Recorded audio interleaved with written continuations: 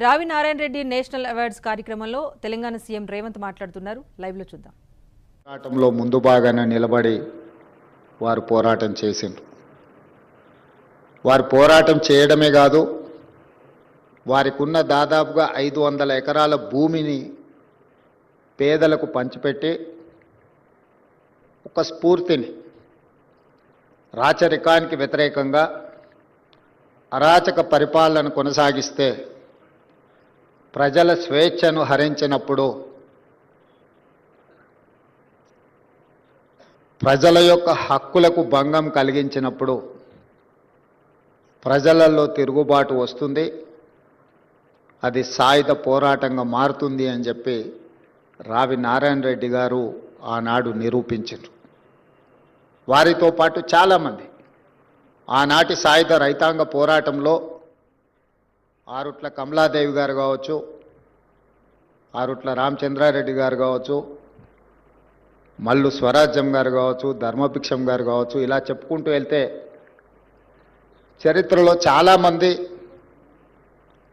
స్వేచ్ఛ కోసం, వెట్టి చాకిరి విముక్తి కోసం సర్వం త్యాగం చేసి ఆనాడు పోరాటం చేసింది. ఇంతకుముందు ప్రతాప్ రెడ్డి గారు భారతదేశానికి ఆగస్టు 15, 1947లో స్వతంత్రం వస్తే సెప్టెంబర్ 17, 1948 వరకు ఈ ప్రాంతానికి విముక్తి కలగలేదు. హైదరాబాద్ సంస్థానంలో ఆనాడు రాచరిక పాలనలో మగ్గుతున్నప్పుడు ఈ ప్రాంత ప్రజలు చదువుకున్న వాళ్ళే కాదు, చదువులేని వాళ్ళు స్వేచ్ఛ కావాలి, ఇక రాచరికం చేతిలో మేము నలిగిపోదలుచుకోలేదు, సర్వం ఒడ్డుతాం, మేము స్వేచ్ఛను సాధిస్తాం, ఈ వెట్టి చాకిరి విముక్తి నుంచి మేము బయటపడతాం, వెట్టి చాకిరి నుంచి అని చెప్పి ఆనాడు పోరాటం చేయడం జరిగింది. నాకు తెలిసినంత వరకు బండి యాదగిరి బండి వెనక బండి కట్టి 16 బళ్ళు కట్టి ఏ బండ్లో పోతావు కొడుకో నైజాం సర్కారోడా అని ఏదైతే స్ఫూర్తిని, జానపదాన్ని జనపదంలోకి తీసుకొచ్చిండో వారు కూడా నిరక్షరాస్యులే. అలాంటి నిరక్షరాస్యులను కూడా ప్రభావితం చేయగలిగిన గొప్ప నాయకుడు రావి నారాయణ రెడ్డి అని చెప్పి నేను చెప్పదలుచుకున్నాను. ప్రజలలో చైతన్యం, ప్రజలలో పోరాట స్ఫూర్తిని నింపినవాడే గొప్ప నాయకుడు అవుతాడు. గొప్ప నాయకులను ఎప్పుడు ప్రజలు గుర్తుపెట్టుకుంటారు, గుండెల్లో గుర్తు పెట్టుకొని గుండెల నిండా వారిని అభిమానిస్తారు.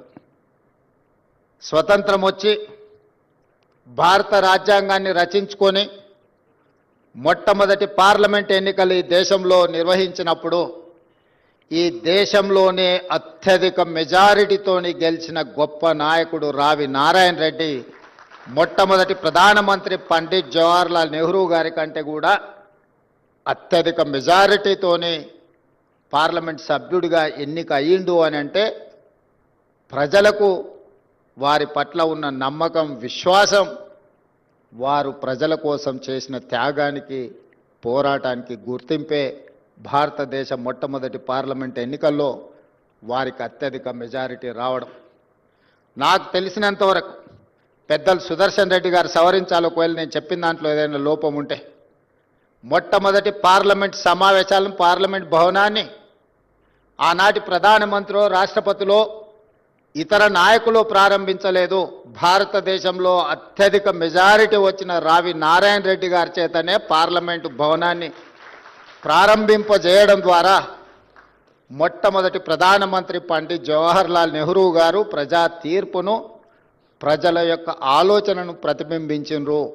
అంత గొప్ప అవకాశం రావి నారాయణ రెడ్డి గారికి, తెలంగాణ సమాజానికి దక్కింది. అది రావి నారాయణ రెడ్డి గారికి దక్కిన గౌరవం కాదు, ఈ తెలంగాణ సమాజానికే దక్కిన అరుదైన గౌరవం అని చెప్పి నేను ఈ సందర్భంగా తెలియజేయదలుచుకున్నాను.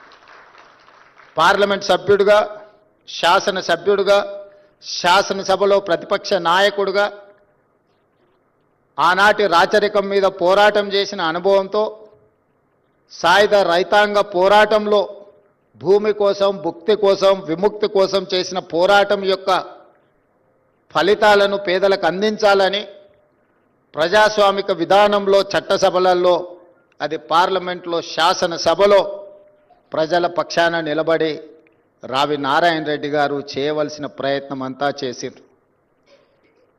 నాకున్న సమాచారం మేరకు వారికి 60 సంవత్సరాల వయసు వచ్చినప్పుడు ఇక ప్రత్యక్ష ఎన్నికలలో నేను పోటీ చెయ్యను అని చెప్పి వారే స్వయంగా ఎన్నికలకు దూరం జరిగి పార్టీ బాధ్యతల నుంచి తప్పుకొని సామాన్య కార్యకర్తగా ప్రజలకు స్ఫూర్తినిచ్చి పార్టీని నడిపించడానికి అన్ని పదవులను త్యాగం చేసిన గొప్ప నాయకుడు రావి నారాయణ రెడ్డి గారు.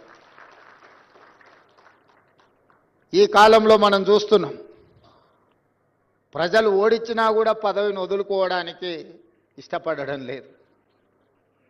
కానీ ప్రజలలో నెగ్గి ప్రజా అభిమానం ఉన్నప్పుడే పదవిని, పార్టీ బాధ్యత నుంచి కూడా హుందాగా తప్పుకొని ఇతరులకు అవకాశం కల్పించిన గొప్ప నాయకుడు రావి నారాయణ రెడ్డి గారు.